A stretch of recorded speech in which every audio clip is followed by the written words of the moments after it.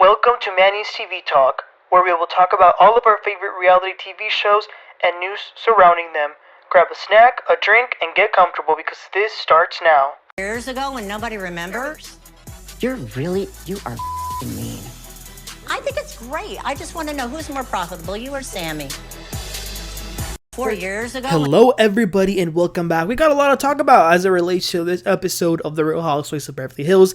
Let's get started. This is season 13, episode 9. So we start off with some clips. Krista with her kids, Garcelle with her boys. Erika's doing a photo shoot for her Vegas residency, but the first scene is an actual date, a first date with Sutton and one of the men that the matchmaker set her up with. And Sutton actually seems to like him at first. She likes his fashion. She's attracted to him. He starts to then talk to her about the state that she was born in, Georgia. He says that he hates humidity because he sweats too much. He's originally from New York, but he has been in California for decades now. He is definitely a mama's boy because he kept talking about his mom, who is 80 something, and he really likes being with her and hanging out. He's talking about some of the experiences that they had one time vacationing in Vegas. It was so nice seeing how excited he was talking about his mom in these stories. But Sutton, for some reason, sees this as a red flag. And I did not appreciate the faces that she was making and just being so judgmental. Listen here, Sutton. If you keep being so annoying about every single person you meet, you're going to have problems dating forever. So he is definitely not going to get a second date from her. Okay, so then Annemarie and Dorit go to Kyle's house. Kyle has a plethora of fruit, vegetables, crackers. That is what I'd like about Kyle. That when there's an event in her house, you can you can count on it that there's going to be some good food. So the bad part, though, is that all three of them were sort of making fun at Sutton in her esophagus story. Dorit also mentions that the fact that Sutton says she's vegetarian but eats bacon is crazy and other stuff like that. So they're catching up, and Kyle drops the news that she is producing a 1-hour drama. And Dorit says, wait a minute, am I not your friend? Hello, do you know me? Or did you go and get another tattoo and didn't tell me? So Kyle says, well, I actually did. She says, she talks about the new tattoo that she got and how she even gave one of them to Morgan. She put the initial of a K on her. Here we see that Dorit is clearly starting to get a little suspicious and a little jealous of that friendship, and understandably so. I mean, who would just randomly put someone else's initial, especially if they're not married or anything? Okay, so and then the next scene, Garcelle has lunch with Erika Jayne. Clearly things are better with Erika and her this season. Erika mentions her Vegas residency, which she is so excited about. It's not that the residency will solve her problems, but it makes her hopeful for what's to come.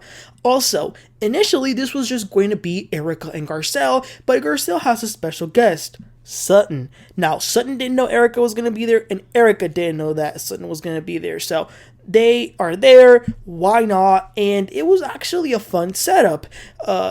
They share some laughs. They are joking. They're having a good time. But they talk about Denise, because Denise will be attending the Taco Tuesday dinner later this week.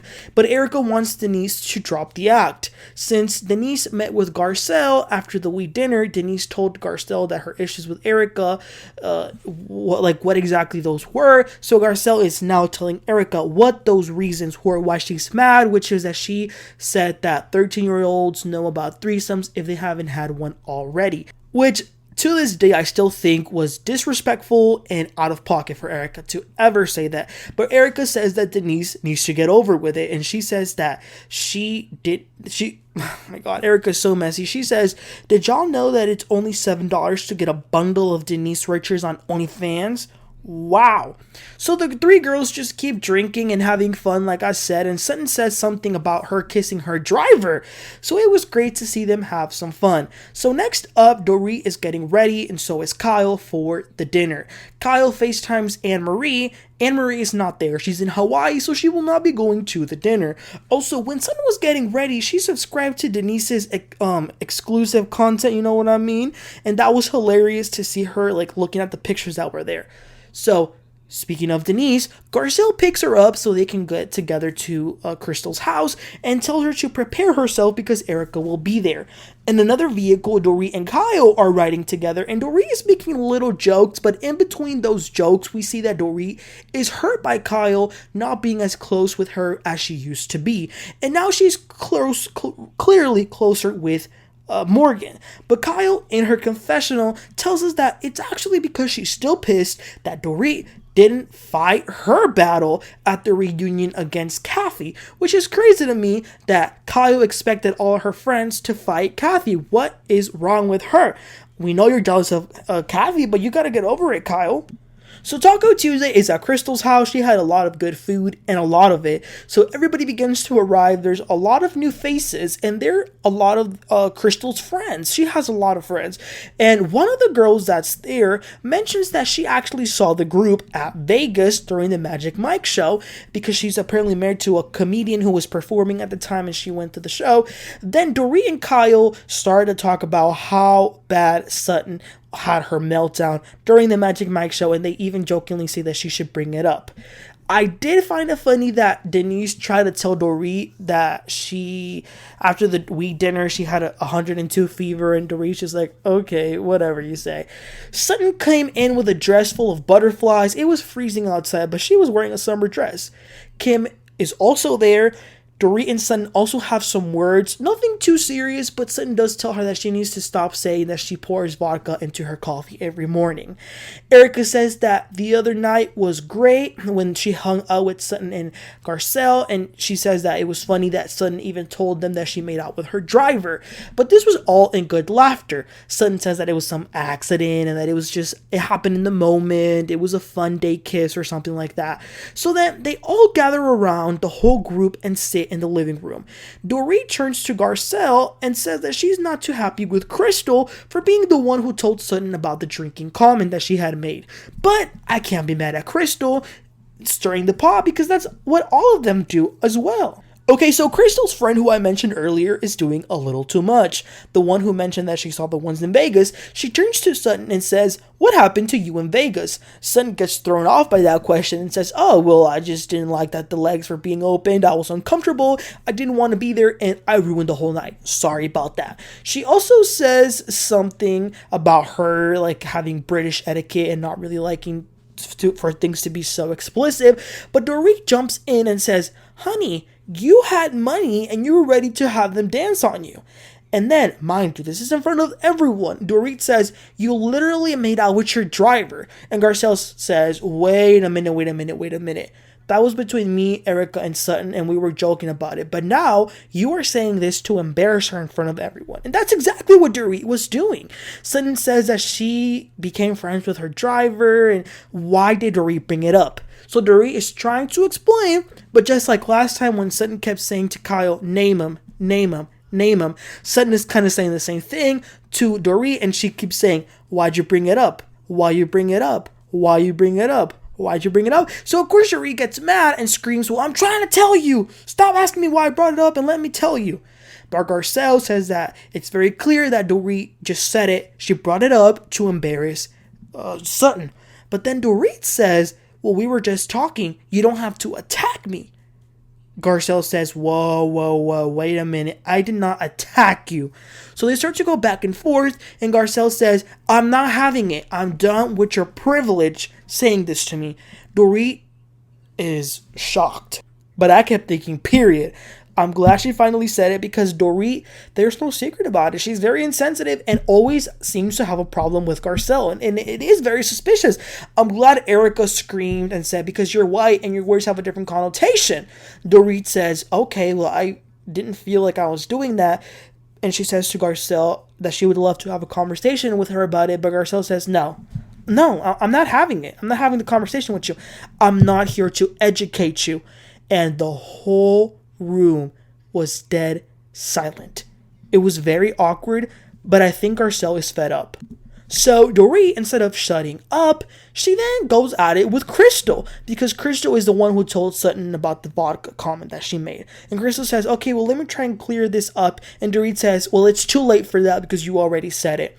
Sutton then addresses everyone and says, you know what, everyone, all of y'all can keep talking behind my back, go right ahead, because she says that she will continue to go towards the finish line and keep rising higher and higher, and all they will be doing is be behind her, talking about her.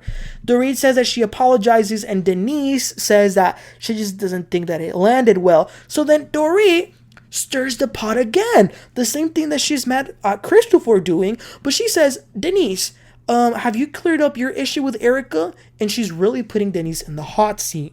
She says, are you gonna clear it up? Are you gonna address your issue? And Denise says, like, take it down a notch. Calm down. Dorit then gets up and leaves. This was clearly not her favorite dinner, but I'm glad that she was held accountable by Sutton, Garcelle, and Denise a little bit. So after she leaves, Erika and Denise, it's time for them to go at it. So Denise says that she still wants to have the conversation, but Erika says that she doesn't. That her time to have the conversation was at Kyle's dinner, and she has then since then apologized. But Denise says that this is not going to be based off Erika's terms. Like, she wants to have the conversation now. So she explains again that she is mad, and this time she's actually able to tell her, you implied that my 14-year-old daughter already had a threesome. And Erika says, well, what I tried to say was that a lot of kids have phones nowadays. And Denise says, this is not about all kids. This is about my daughter. But then Erika pulled out the bazooka. And she says, your daughter, the one that has OnlyFans? Oh my goodness. Denise is shocked that Erika would go that low. But Erika says, if you come for me, I'm going to go as low as I can. And Denise says, you are one evil woman. And Erika says, I am. But this is what really sealed the damn coffin. Erika says, who makes more money on the OF, you or Sammy? Wow. You guys, I was shocked because I don't think in the Real Housewives we've ever really seen somebody attack someone's child.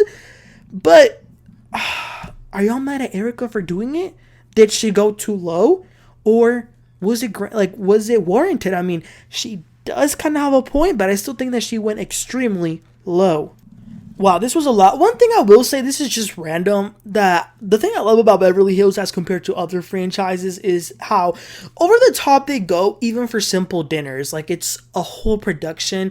They have drinks, a mini bar set up, and that's just something that I wanted to put out there. But y'all, this episode was crazy. It was definitely worthy of us watching and staying at the edge of our seat the entire time. So my question for all of y'all is, two questions. One, what did you make of Garcelle schooling Dorit? And two, what did you make of Erika going to hell? That's how low she went. Let me know in the comments, you guys. Please don't forget to like and subscribe, and I'll catch you all next time. You have a great one. Bye.